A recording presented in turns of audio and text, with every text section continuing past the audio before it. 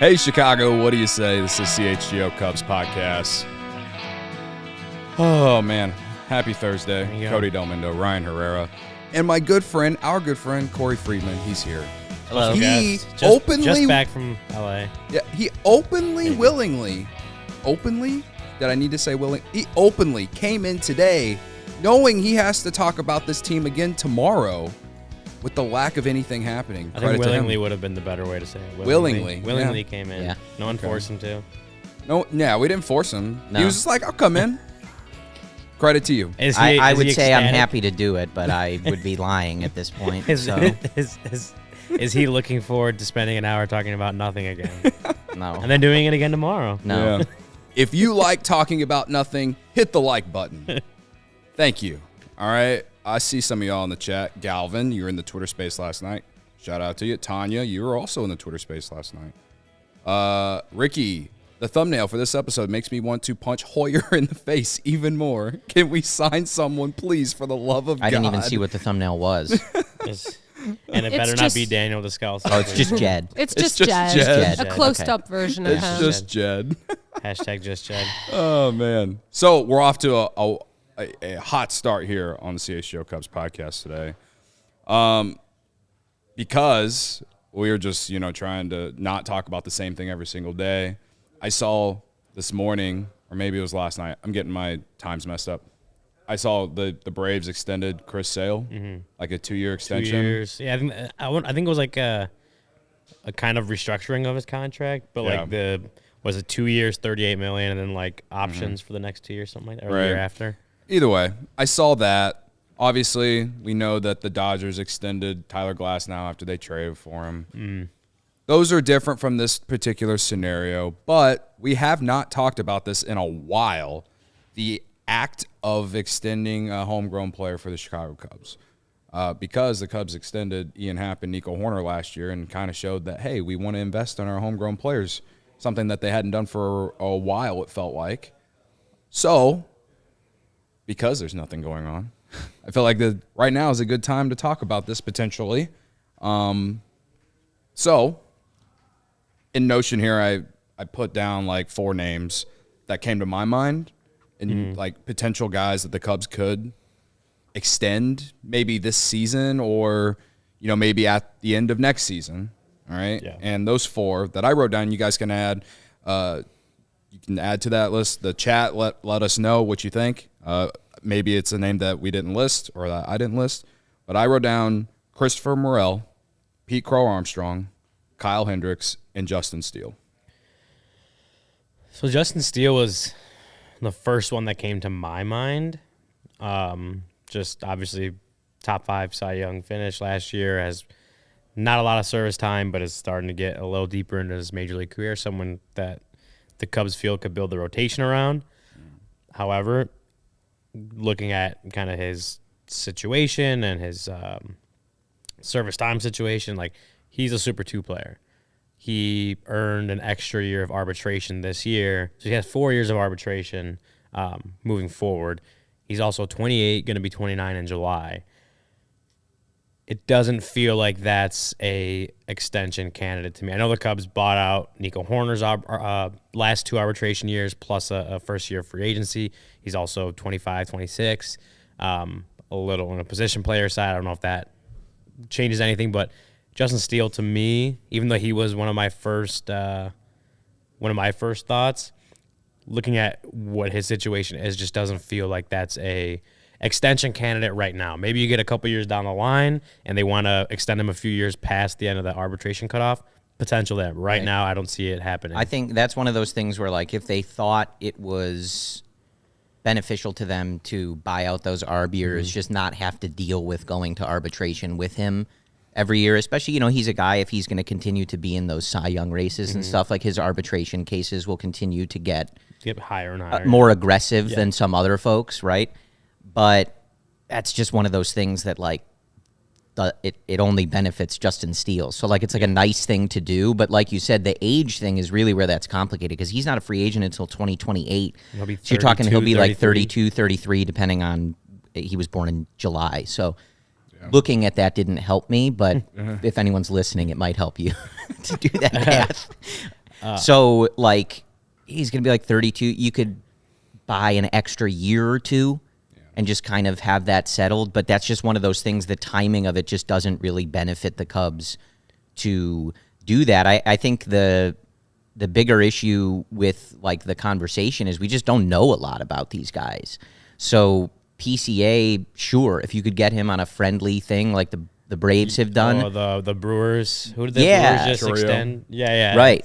Set foot on a top Major League field. But that's going to be a conversation of what he thinks he's worth. Because at this point, we have a very small, difficult sample on PCA. So I don't know what their urgency is going to be there. And then I think you would start to look at other guys, fast movers. I think Cade Horton, Matt Shaw, not that I'm advocating to do it, but I think those are the types of players where you see other teams look and say, hey, let's get in front of this. Like, we really believe in this guy. Let's just settle this now before we have to deal with massive arb raises and things like that. Yeah. Well, and then Morel, too. Like, he's young. He I think he would fit the mold more if not for the amount of control the Cubs still have on him, too. Like, they have through 2028. Like, similar scenario, like, they could want to buy out some of those arbitration years, but obviously they have this year and then 2025 pre-arb, so, like, they don't necessarily have to do it then. If they want to buy out the next 3 years after that for arbitration, it's possible. And then maybe a year or two in a free agency if he's even still with the Cubs. Like, that's still going to be a question mark, I think. It's possible, but, like, I'm kind of in the same boat with that where it's like right now I don't see any urgency from the Cubs side to do that for Morel because of the number of years of control they have on him, his service time, all that. Just timing. I think it's just timing. Like, these guys could be extension candidates in the future, but if we're talking about, like, right now, the timing just doesn't feel right for that. Yeah, and I hate to take the position of, like, the team in this instance. I'd rather the guys get their money. Sure. But, like, yeah, Christopher Morel is not a free agent until, like, the end of this decade. So there's just no reason for them to do that, Like, I don't always like to look at things through that cutthroat of a lens, but, like, unless Jed's just feeling generous, like, I don't know why you would lock some of these guys up. I do see Gary talking about it. I assume that's why he was on your list. Like, extending Hendricks even for a short period would help you lower the annual average value, things like that, maybe just make things a little easier. But at this point, they have so much room before the first level of the luxury tax that they're not spending it on. Do they need more room for something? They have like $50 million before getting into one of them. Do they need to save an extra like 3 before we can do something other than backup catchers or minor league catchers, excuse me, not even backup catchers? I guess I'll push back for the sake of devil's advocate, at least on PCA, because at least just on the base of how we've seen some of these other teams do things, right? Like the Braves. Like, you mentioned the Braves. You mentioned the Brewers extending Choreo. If the Cubs, and this is purely if the Cubs are as high on PCA as many people in the chat or even us, right? Yeah. Some people might think that I'm not just because I said the other day that I would trade him for Jesus Luzardo. Bum of the week. Whatever. Bum of the week. I know, Barb. I know. Bum of the week. All right? But if the Cubs view PCA as part of the future, as someone that they really value, like, I'm not against doing something for him. You know what I mean? Like, something like what the Braves are doing. Like, isn't that what we want the Cubs to strive to be? Is to be like the Braves and the Dodgers? Yeah, you know what I mean? Like, that's the only thing that I can say. I have my questions about PCA, at least when it comes to the hitting.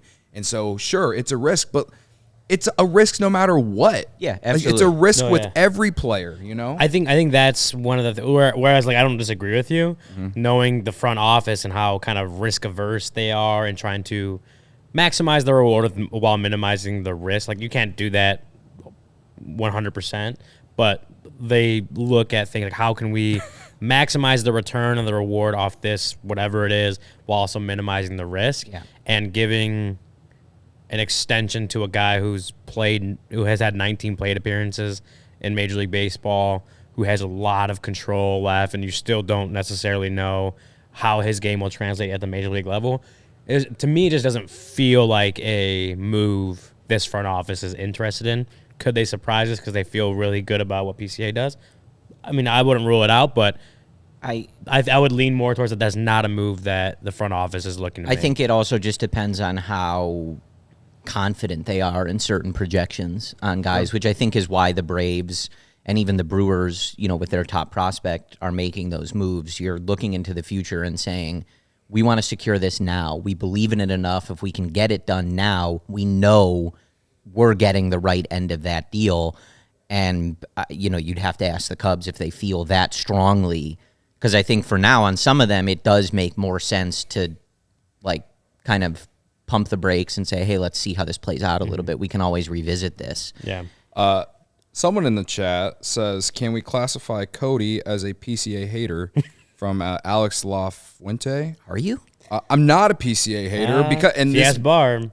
Except Barb thinks that. But however, there's someone else in the chat who compared PCA to Albert Almora, and honestly, you should be banned from the chat for saying that, in my personal opinion. Please don't ban him from the chat. Thank you for being here. But I kind of that should be illegal, bro. I'm sorry.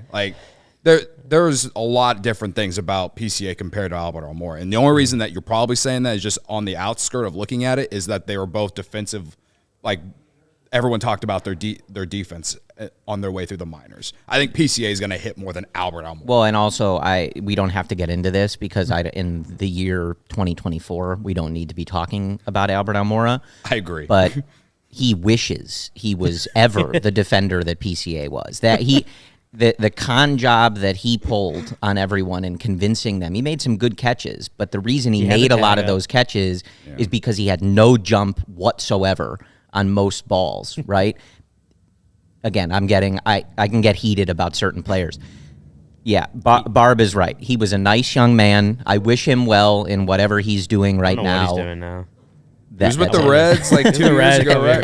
Remember when he was with the Reds and he they wrote that article. Yeah, and I think it was he was on the score and he basically threw the Cubs under the bus, and then he got DFA'd later in the year because he was hitting for 2 weeks. Or something. It was so and funny. he was like, "Oh, credit to the Reds, they didn't give up on me." And then again, he got DFA'd at the end of the year. Or something He does have the tag up in Game 7. Yeah. To his credit, that catch he made in San Francisco in the NLDS in the game that they eventually lost, but. It did keep them alive in that game. Sure. He had some nice moments, but let's be real. He never lived up to any hype. But I definitely don't think he was as highly touted as a prospect. No. Except for the fact that he was drafted in the first round.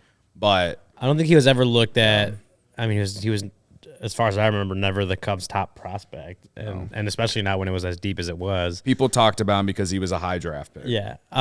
Anyway, going back to the extension talk, to get off the subject of Albert Almora. I know you mentioned Hendricks. And that's actually a name that, thinking about, we're talking about extensions. It sometimes feels like we're talking about young players, players that are kind of breaking out and maybe deserve a raise, buy out a couple of years of free agency for them, that kind of stuff. But I think Kyle Hendricks actually I'm kind of looking at it and the mold of guys on the roster right now that I could actually see an extension even coming this year.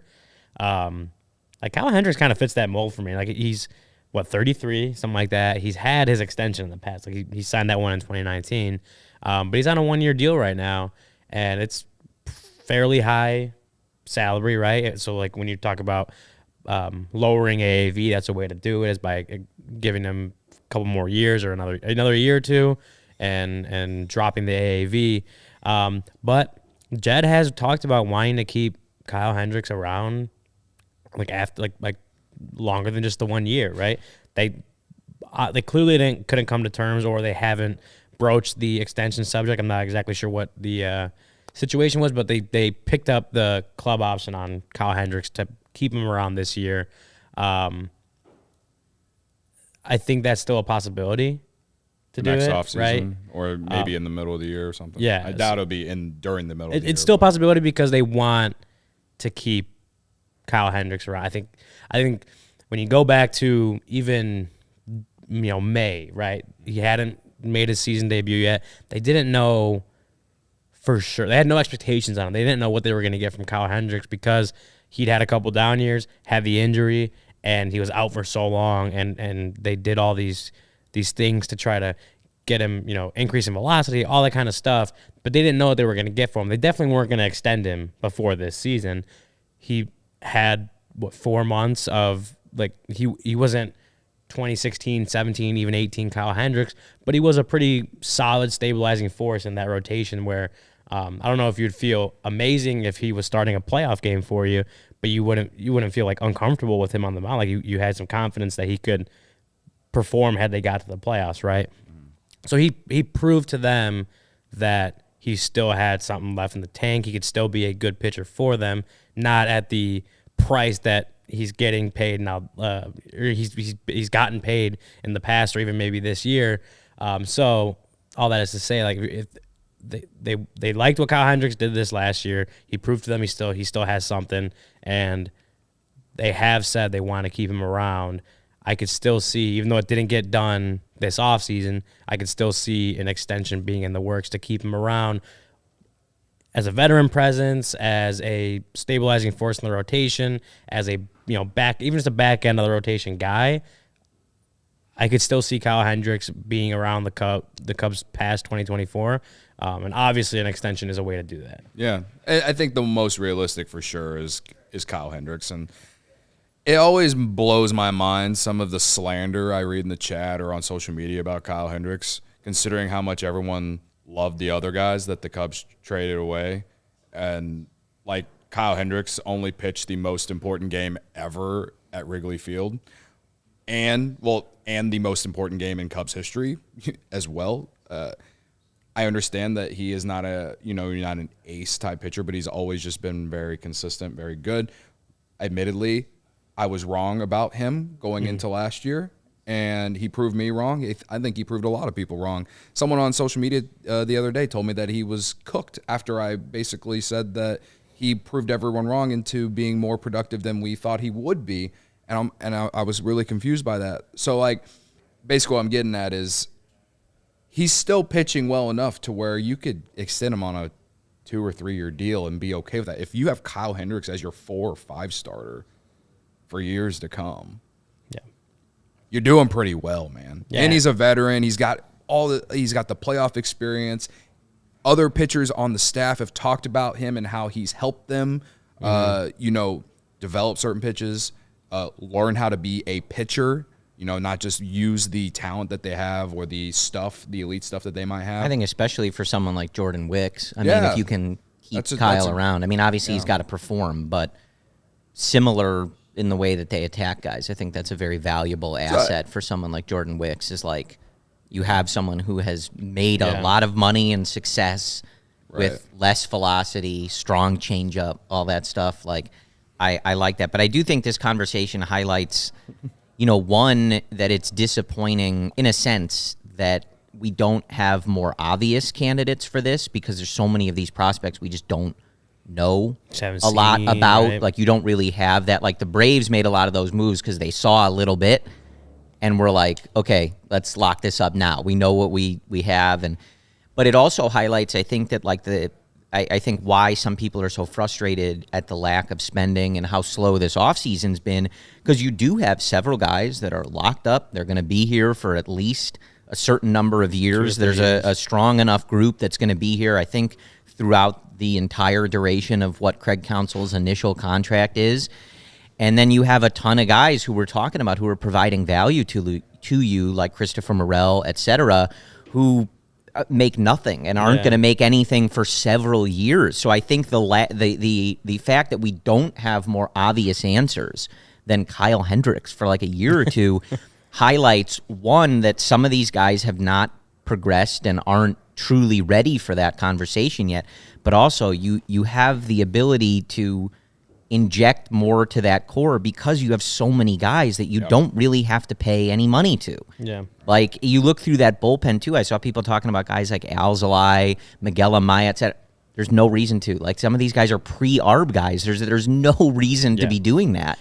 So it does highlight, I think, two sort of not great things about where this Cubs roster is set up, is that you don't have those obvious young extension candidates because you've gotten them playing time or they've proven a little bit at the MLB level, and you are getting away with getting a lot of production from certain parts of this roster for very little money. Yeah, because even if you look at like Happ and Hoerner last year, like Happ was going to be a free agent. You gave him an extension his first 3 years of free agency.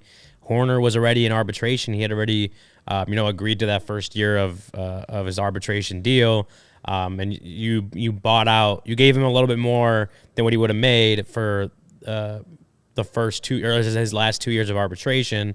But in return, you got the 1 year of his free agency he's now under control for. So, like, those were the two obvious candidates last year. They got it done for both of them. And, but they were still, they were obvious because they were further along in their situations than what, like you said, like guys right now have years of control. Some of them have years of total control, like not even arbitration years. So I think when we're talking about extensions like that, again, like had the Cubs have someone that's like the Brewers, again, we talked about them giving their top prospect, it was an 8-year deal, right? 8 years, like just $80 million, whatever. Hasn't even made his debut. Exactly. If the Cubs had someone like that, like, again, it's like I still don't even think with this front office that just the risk of that is something they are completely interested in doing. Could they surprise us and do something like that? Sure. But just the way this front office runs, doing something like that for a guy that's never, or PCA, who's very early, made very few starts in his major league career, or hasn't made his major league debut, it just doesn't feel like a route the Cubs want to go down. So I think when we're talking about extension candidates, it has to be those guys that are further along in their service time and major league careers. And just, I think we're at a moment where they don't really have those guys that make themselves obvious candidates, I think. Well, I did say at the beginning of the conversation, either this year or next offseason. Yeah. So, I mean, I don't know. I think if you want to talk about down the road, like, I don't know, but with the kind of hype that Cade Horton is getting, the very fast trajectory that he's had, like, I mean, he went from being drafted a year ago or 2 years ago, I guess you can technically say, to he's probably gonna make his debut this year. He seems like, with the value that he projects to have, he seems like someone that I would, if I'm a full believer, and I think the Cubs are a full believer in him, because it was controversial when they took him for no reason at all. For no reason, again, no reason, but it was, and I mean, many of those draft people, experts, prospect gurus, believed that he was the best pitcher in the draft that year. And we know how valuable pitching is. You know how expensive pitching is. Like, maybe Cade Horton is that guy down the road. That maybe. I don't know. Like, it is interesting to kind of talk about this, though, whenever it just comes down to the fact that we've talked ourselves, or we've basically said without saying, that the Cubs are very, very, very healthy organizationally, and they have a lot of guys on cheap deals. So why are we not improving the roster right now? That's basically what we've said for the last 20 minutes. Yeah. I mean, it's just a topic we wouldn't be on if they were doing anything. But true. Yeah, I mean, you can only discuss the merit of signing Cody Bellinger so many times. Yeah, I think we were at probably 15 or 16 so far this offseason. I will say. Yeah. Oh, go ahead. No, I was gonna say, I think the whole thing is, it's just about timing. Like, there are guys right now that in a couple of years probably make themselves extension candidates, and it's some of the same guys we're talking about. But it's just timing wise, if we're talking about even this year or even potentially next offseason, that still may be a little too early. But for sure, I would sit here and say Cade Horton should, if he continues on the trajectory he's on, should put himself in a pretty good spot for an extension down the road.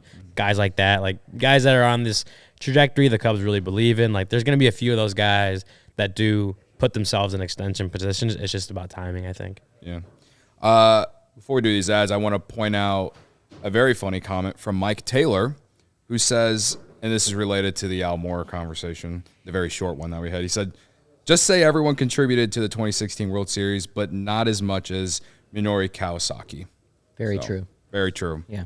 Never forget. Cubs legend. You know what's also legendary? ComEd.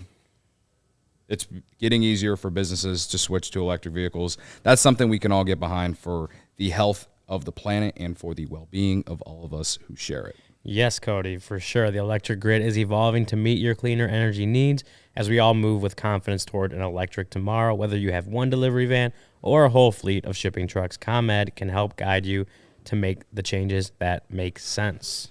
So what should business owners do, Ryan? Well, go to ComEd.com/clean and learn more about the resources, fleet rebates, and infrastructure incentives available to help businesses go electric. If you own a business, don't wait. Start making your plan today to switch to electric vehicles. Good for business, good for the planet, good for all of us. Go to ComEd.com/clean. I was reading our very, very friendly chat that has nothing but positive things to say, Ryan. Did you say ComEd.com/clean? Yeah, go now and see how going electric connects us to a better way of doing business and a better future for generations to come.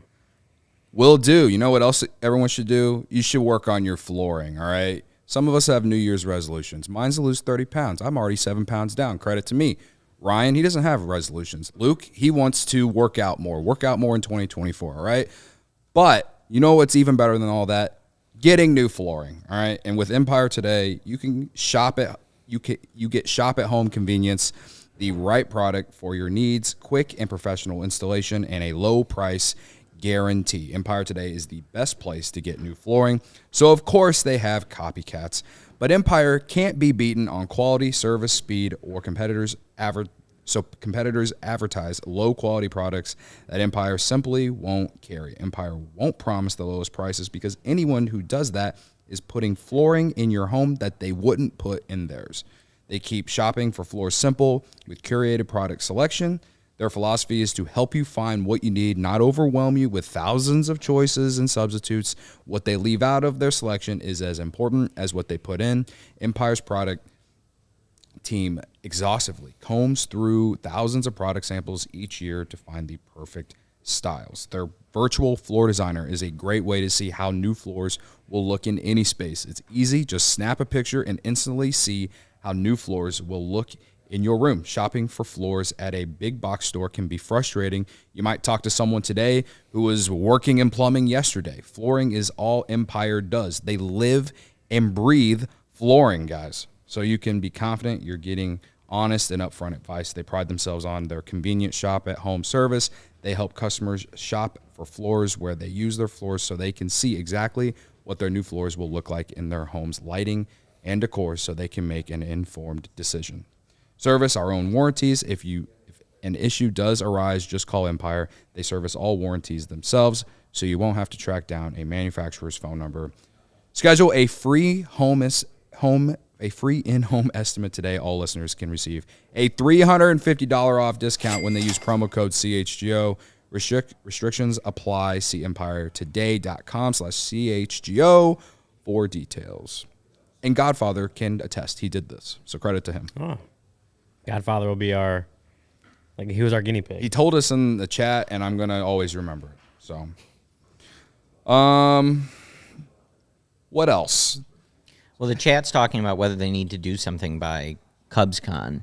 Yeah, we kind of talked about that a little bit yesterday, yeah. And I mean, listen, I don't want the Cubs to. It's not going to change what people think. Well, I do agree. Yell. I do agree. And I know Niren isn't necessarily the biggest fan of how the Cubs operate at times, but he was in the Twitter space last night. Very, very. But very even angry. in the chat, he's saying at this point, if this is what you're doing, you have to see it through. Yeah. CubsCon is an arbitrary deadline. Mm-hmm. If Jed Hoyer gets booed at CubsCon, which also I'm almost positive he won't.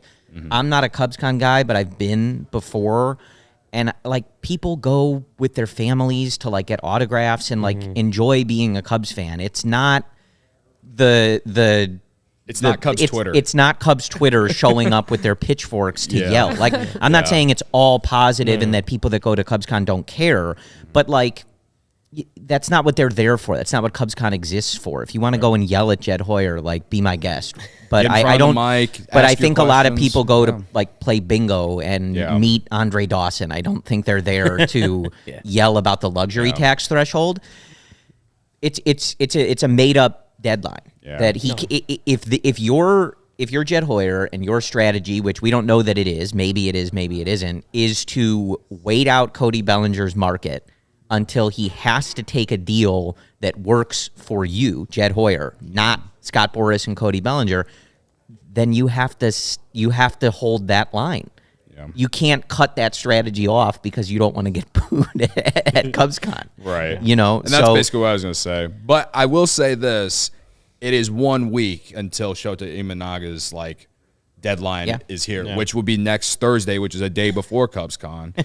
And John Heyman, on his little Bleacher Report stream that he's been doing all offseason, yesterday, he listed 3 teams that he believes are interested in Imanaga, and it was the Giants, Red Sox, and Cubs. So, I mean, we kind of talked about him a little bit yesterday. Look, it was passing reported that he's going to want, or he's looking to get over a $100 million contract, which he's like honestly, the way I look at him, because I don't know a ton about him because he's from Japan, I look at him kind of like Kodai Senga last year. Of course, Senga got 5 years, $85 million, which looks like a steal for the Mets right now.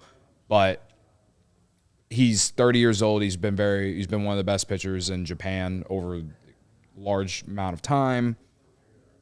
He feels like a good fit for the Cubs. Mm-hmm. So I mean, a left-hander, obviously on the older side, but has been very successful in the NPB. And so he's not obviously on that same level as someone like Yamamoto, who's 25 years old, and you're making this big, long deal and hoping he's anchoring your rotation for the next decade. It's obviously a different thing, but I think, you pair him with Justin Steele, hopefully an improved Jamison Tyone. Maybe you make other depth moves there.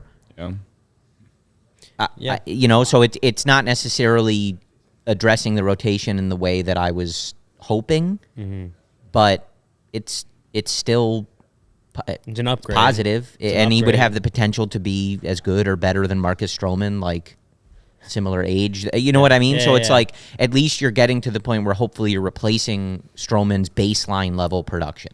Yeah, and I think you mentioned the age, so he's not going to get like a major long-term deal. Definitely, I don't see him getting anything near what Yamamoto got. What is it, 12 years ended up being for Yamamoto? 12 years, $325 million. Imanaga's this is going to be a different. He's not going to get that. Yeah. And as we've talked about, the Cubs front office is, less averse to giving a little higher AAV to limit the years. So it could end up being a contract that fits more what the Cubs want just in general. And was it Heyman that mentioned the Cubs' interest? And kind of looking back at it, I don't know if it was just kind of like a this is like speculation or informed speculation, whatever. But it's we're talking about his posting period ends in a week, so just in general, we should have a. We're gonna know. We're gonna know sometime in the next week. Yeah. For the Cubs, like we've talked about it, they need to improve. Obviously, the roster overall, but definitely the rotation. Imanaga would be an improvement just by signing him. He's never pitched in the big league, so we don't exactly know how he's going to translate over. But we said the same thing about Yamamoto, and he got 12 years and $350 million or whatever. It's amazing how many guys from Japan and Korea have come over this offseason. I don't remember an offseason where this many guys from Japan or Korea have come over here. I think that's something also that I've kind of said that, when the Cubs are striking out on Yamamoto or Kodai Senga last year, I mean, you look back a year prior, did the average person even know who those guys were? Did everyone know who Yoshinobu Yamamoto was 13, 14, 15 months ago? Like, probably not. I did. No, I did. But that's what I'm saying. Is like, I think I first heard of him from the World Baseball Classic. So that's what I'm saying. Is like you're going to have more and more guys that you just have, like, just because you're halfway across the world, right? Like you're watching Major League Baseball. These guys are pitching in Japan or Korea, or batters too, that are really good. They're just not exposed as much to people watching MLB living here. So you're gonna have more guys. It's seemingly every year that you just hadn't heard about previously that come out and they're like, oh, this guy's actually really, really good. And so the Cubs, if they're doing things right, should be in on a lot of, on any of these guys that do come up in the ensuing years. But if Imanaga is the guy for them, I don't know how much it's going to take, but we're going to have our answer in a week. It is interesting to hear because we hadn't really heard a lot of Imanaga Cubs talk in the last couple months, right? Like not a ton. And now Heyman talking about it yesterday with now a week left to go. It's kind of interesting and to see where that all ends up. But, we're going to see because there are obviously teams that, because the Dodgers seem to be signing everyone, there are going to be other teams that need the pitching, need the upgrade in the rotation, need a little bit of a splash. So there's, as Heyman put it, as Jeff Passan wrote yesterday, there are other suitors for Imanaga. So I guess we'll see. Now, I think all three of us here are pretty pro Imanaga being on this team. Yeah.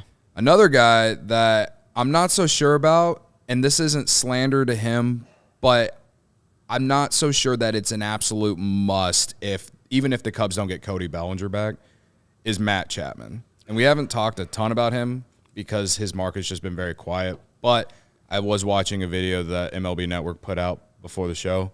It was like Harold Reynolds and Matt Vasgersian talking about Matt Chapman's market. And I think Harold Reynolds said something along the lines of he should just go back to Toronto because they don't have a good third base replacement. It would have been like Kevin Biggio and like a platoon of Kevin Biggio and some other guy that I've never heard of. And I can't remember who it was, but they slid someone else in the video, and he said that if Bellinger doesn't come back to the Cubs, then the Cubs could pivot to Matt Chapman as because they see it as a potential fit. Now, obviously, the Cubs have all these questions at third base. Like, do they think that they can play Morel at third? He has not shown that, so I don't know. But I think fans want to see him have a position, right? People are high on Matt Shaw, but he's a prospect. You don't know. But he's highly touted, but you don't know. Those are the two main things, right? Mm-hmm. Then you obviously have Madrigal and Wisdom. Yeah, don't forget about Madrigal. I'm not only because you're sitting here. I mentioned it. I see Corey's face wanting to blow up, and I'm sure Brendan is at home wanting to punch. Well, balls. Yes. I mean, we can't make any moves. We don't want to cut into the playing time of Nick Madrigal, of course. So, that's why Jed hasn't done anything. You can't block these uber talented players. Right. So I guess Rogan in the chat, he says, if Matt Chapman wants a long deal, will he block Matt Shaw? That's kind of my concern. And I'm pretty high on Matt Shaw. All right. So it's kind of okay. He can play third, or you can move him to second, maybe move Nico to third. I don't know.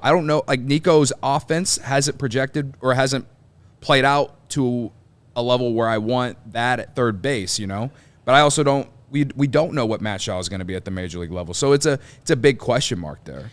I think the thing for Chapman is the contract, which unfortunately is the case with everybody that the Cubs are going after. But I think in particular on Chapman, I think if that market really craters and you can get him on a real short-term 2 to 3 year deal for little money, I wouldn't hate it just because he's a really good defender. Right. And that's the pro, if you're not going to load up the offense, you can win a lot of games by playing really good defense, and you can help out and make your pitching staff better by playing really good defense, especially when you don't have a pitching staff that is just swing and miss, throwing the ball past everybody. Fair.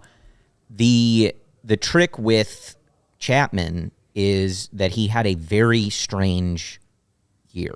He's on the wrong side of 30, and last year he had an 88 WRC plus in the second half. After, I think, April or May, his offense went like this. But he is in the 98th percentile in both average exit velocity, so how hard he's hitting the ball, and barrel rate. So he's barreling the ball in the 98th percentile of the league. Like, you look at his Baseball Savant page, there's a lot of red, which is what you want, but the results in the second half went way down. So the question is, do you believe that he was getting unlucky? How, you'd have to dig in deeper to that batted ball profile. Is he hitting the ball too much on the ground? Is he hitting it too high in the air? Whatever it might be, to square with all those things. So it to me, again, you have some options potentially at third base. Like, you do want Morel playing. You do have younger guys, but there's also some question, like when you listen to some of those prospect guys, I think our friends over at Cubs on Deck, like, they're not super sold, I don't think, on Shaw, like, for sure being able to play third base defensively at the major league level. So I don't know how much you're, like, really weighing that. I think it's really an issue of, like, at one point, I think going into last year, you would have thought Matt Chapman would be looking at a pretty sizable deal. He seemed like the best option at third base and someone that would get a pretty strong deal. That is not the case, and I think it just depends, like, how, if you can get it to kind of like, screw it for a couple years, type money and contract, I'm interested in it, but a big deal, I think there's just too much to figure out with his batted ball profile and, like, why the results weren't lining up with some of those metrics. Yeah. Well, I agree with, like, if you can get him on a short deal. I remember even like a month ago, I thought it was definitely on MLB Network. They were projecting his contract around, 4 years, $80 million, which is what, $20 million a year over 4 years, which is not terrible. It's not bad. Like, the pro is, like you said, they would have arguably, honestly, you probably can't even argue it against it. They would have the best defensive middle infield in baseball, or best defensive infield in baseball. I mean, no matter who they put at first base, to have Chapman, Swanson, and Hoerner on that infield, they would for sure be the best defensive infield in baseball, in my opinion. And so there's value in that. And there's a lot of talk, and I don't know if you guys have seen this, but there's a lot of talk about how the power at Rogers Center, like, for players has, like, there's something about that ballpark that's affected, like, home runs. Like, Vlad Jr.'s numbers have gone down the last 2 years there, and he's hit more home runs away from Rogers Center. Like, I don't know if that's affected Matt Chapman or not, but, like, that's interesting to me. Makes me wonder how he would play or how he would hit at Wrigley. You know what I mean? Sure. So these are all things I think perhaps the Cubs are looking into as an option, but I really don't think he'll be a Cub unless Bellinger is not back, and maybe that becomes a second-tier option. So I brought it up because they were talking about him on MLB Network today and whatever, but I do think the fans that think he's just not good at baseball they're being way too overreactive to this, just based off his second half of last year. Like you said, he is a very good baseball player. It would be a solid signing.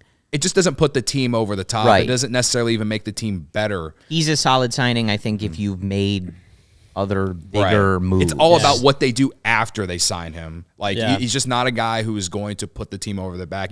To me, I've said this multiple times on, I think in Twitter spaces that I've done or whatever, but, like, to me, he's like Dansby Swanson 2.0. Like, he is a defensive wizard. He will give you offense in stretches, and, like, that's to me, that's what he has been throughout his career. I don't know if he brings those same leadership qualities that Dansby Swanson does, but as far as the numbers that you look up on Baseball Reference, that's what I think of. Yeah. And it's not bad to have two Dansby Swansons, I guess, but where the Cubs are right now and what they need, it's like, okay, if you did sign him, then what are you going to do after to make the offense better? So I mean, I'm with you guys on that. Chapman would be an improvement to the roster, improvement to the lineup. Obviously, a very good defensive signing to make for that infield. I do think the one of the cons, I don't know if we've said, is just the organizational flexibility. You limit that if you sign him to a longer term deal, obviously, because comparing it to Bellinger would probably be your opening day center fielder, right? You have Pete Crow Armstrong coming up eventually, but he can also play first base, which is a position the Cubs just don't have a clear first baseman of the future at this point. Whereas, Matt Chapman, you put him at third base, you limit obviously who else can play there. Morel, if you really wanted to give him a run at third base, you can't do that anymore. And then Matt Shaw's there, James Triantos. I know, Corey, you've been high on him for a long time. Since the very first show. Like that, I think so. And so that's like a spot where, not saying the Cubs have enormous depth there, but they do have options of guys that could potentially play there in the future. And I'm not saying the Cubs need to make moves this year based on what they want to do in the future, or they hope happens in the future. But I think it is something to think about, is like, how does making that signing, how do you balance, or what's the balance between how much does he improve your roster now versus long term? What does it do to your organizational flexibility? Does it outweigh it, or does it not? I think that's something to just got to think about, and that's probably something the Cubs would weigh if they're in any discussions with Chapman. Yeah, and I agree with the chat. It does create sort of a situation where, like, the team feels like it needs more power, it needs more slug, it needs some of that from the left side. And again, if you're not able to fulfill that with free agents or trades or anything like that, like, yeah, there's other ways to try to win games. Playing good defense and pitching is a way to try to win games.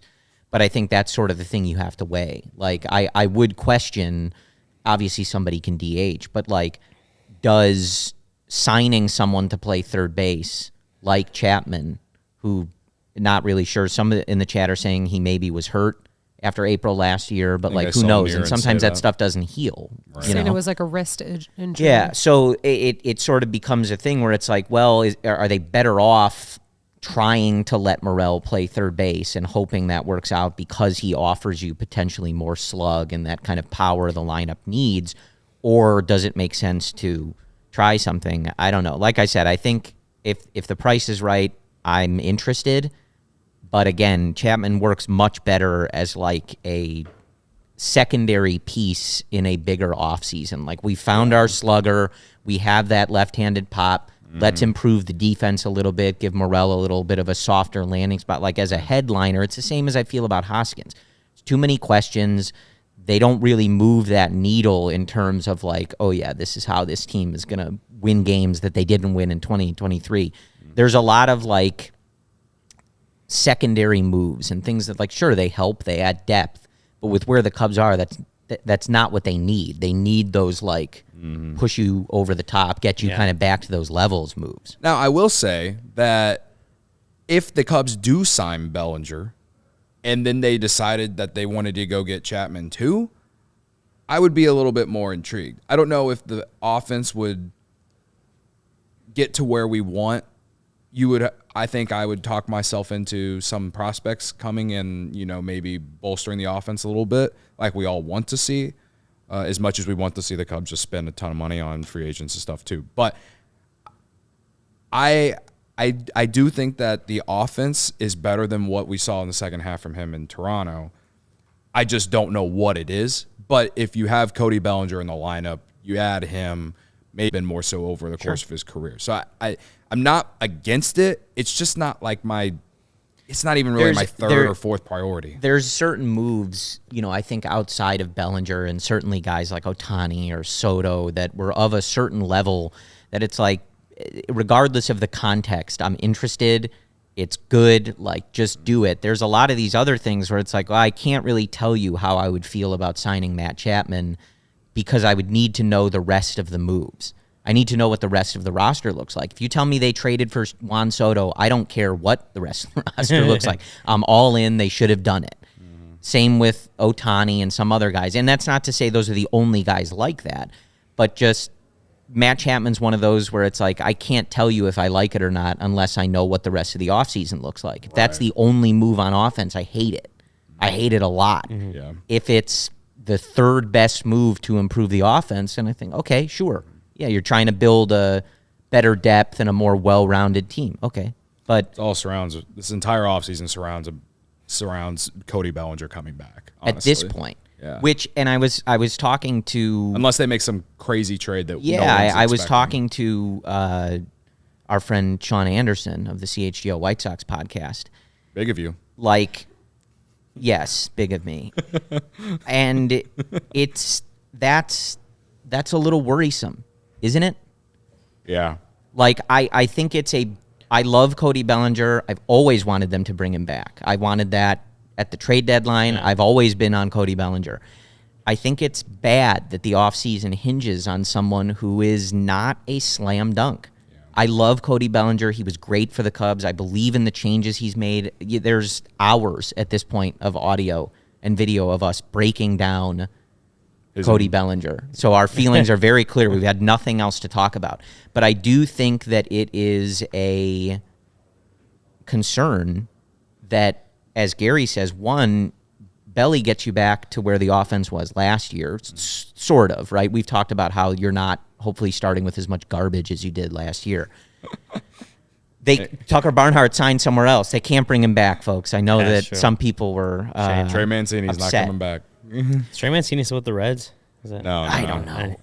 But I just think it's a little concerning that we sort of feel like it all hinges on Cody Bellinger. Like, there's a lot of legitimate concerns with Cody Bellinger. He had 2 awful seasons, and he looked like a different player. I believe in the changes, but I do think it's a little concerning that, like, it feels like this offseason hinges on someone who is you don't know, not a sure thing whatsoever. Yeah.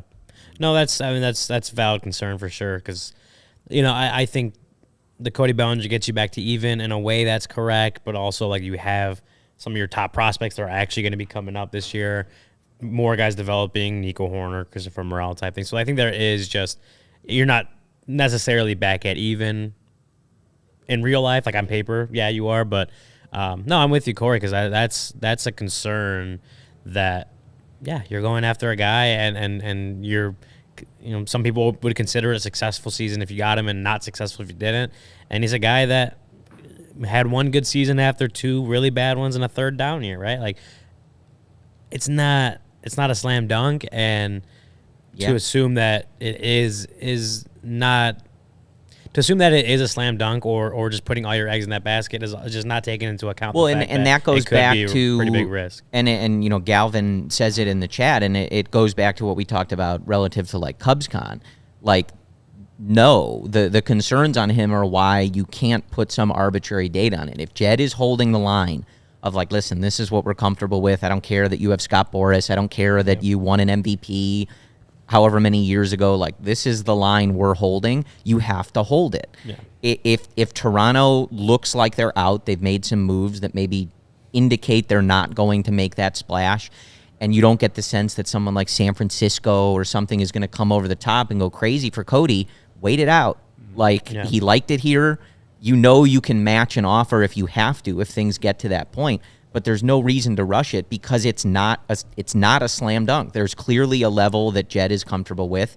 And in this case, I don't necessarily hate it, but the devil's advocate to that is that you better be sure that if you wait it out, you're gonna get him. You make the move. You can't get outbid at the last minute, because then you're showing up to not CubsCon, but Mesa with a big bag full of nothing. Right. Like, it's like what Luke said a few weeks back when he was questioning, are the Cubs playing a game of chicken with Scott Boras?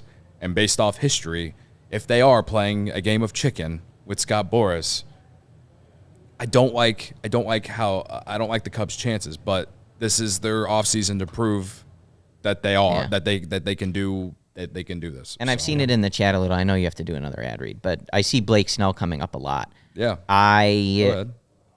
He walks too many guys. That's what I thought. That's the long and short of it for me. Like, he's a really good pitcher. Obviously, he just won a Cy Young. He's had many successful years, but I think just not the best fit with this Cubs rotation.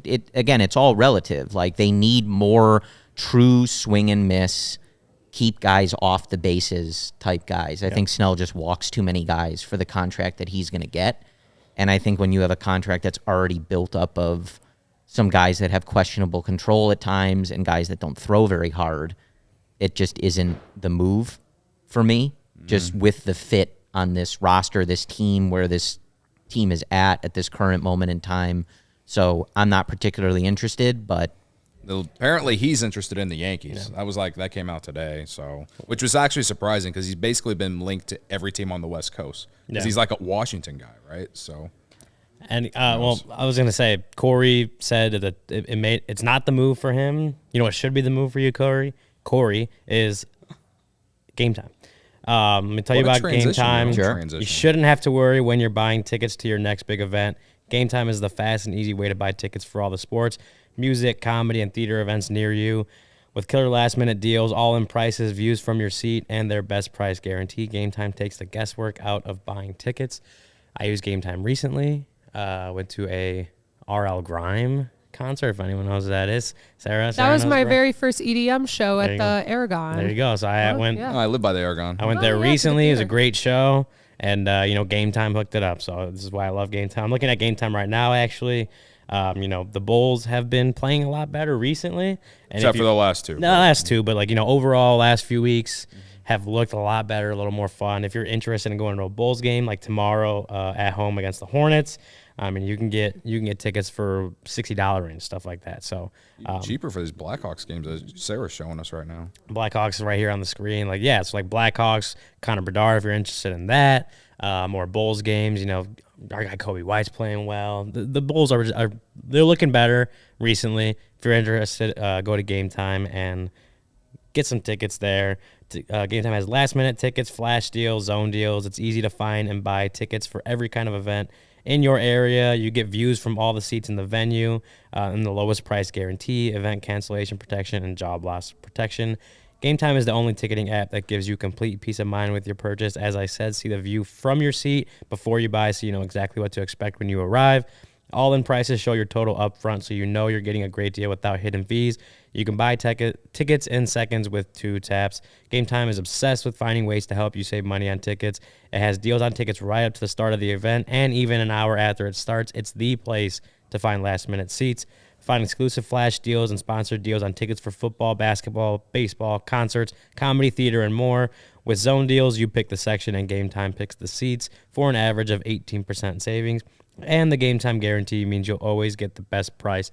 If you find tickets in the same section and row for less, Game Time will credit you 110% of the difference. So take the guesswork out of buying tickets with Game Time. Download the Game Time app, create an account, and use code CHGO for $20 off your first purchase. Terms apply. Again, create an account and redeem code CHGO for $20 off. Download Game Time today. Last-minute tickets. Lowest price. Guaranteed. And before you go to Game Time, you can go to FOCO, get all your sports gear, get fitted out, right? Just months away until opening day, right? Get fitted out. The best sports gear around, hoodies, shoes, signs, bobbleheads, and everything in between. It's almost baseball season, like I said. Aloha shirts, straw hats, polos, bags, everything you need for a game. We got set decorations. As we always say, we got the Hayden Wisniewski one. We got the Clark the Cub one. We got those overalls I was wearing on our Christmas episode we did where Stucky was a version of Stucky Claus I've never seen in my life. But I was wearing those the ones that Sarah's showing right now on the screen. Those things are electric. Overalls, yeah. Look at that! Look at that Aloha shirt right there. Yeah, the Aloha shirt there. You can get everything here, man. You can get everything here. All right. So check out FOCO.com or click the link in the description below for all non-presale items. Use promo code CHGO10 for 10% off. So perhaps you can get that Hawaiian shirt for 10% off. All right. Get it, then go to Game Time, get a ticket to, if you want to get Bulls or Blackhawks gear, go to a game. There you go. And when those teams are bad, at least you're decked out in your favorite sports gear. That's all I can say. All right. I'm used to watching my team suck. So if you're not going because your team suck, well, then you haven't been to a game in God knows how long. All right.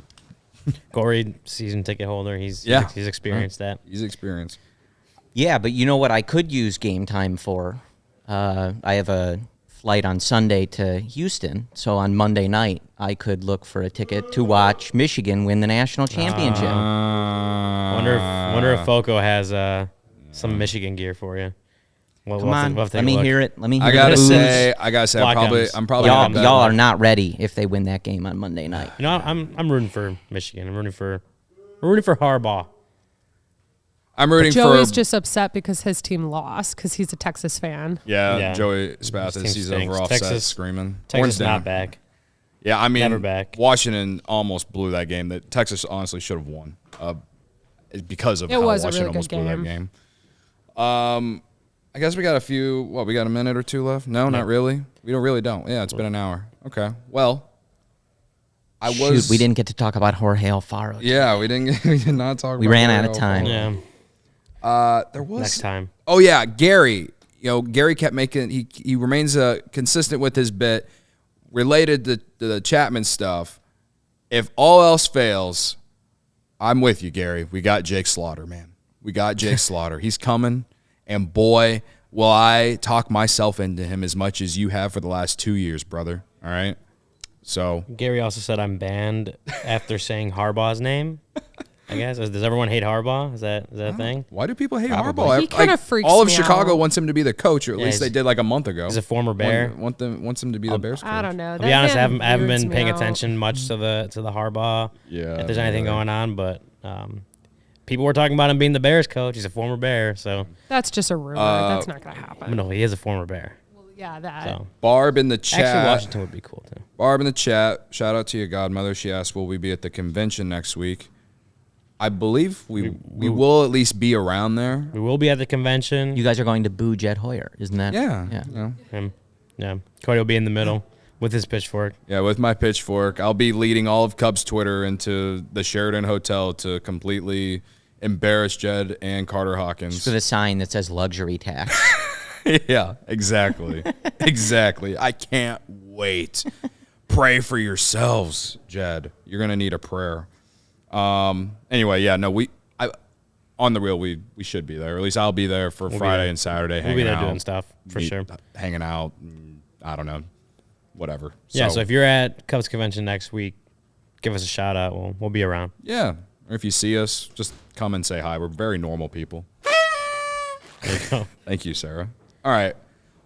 Corey and Brendan, tomorrow. You're going to talk about this team again tomorrow, Corey. Credit to you.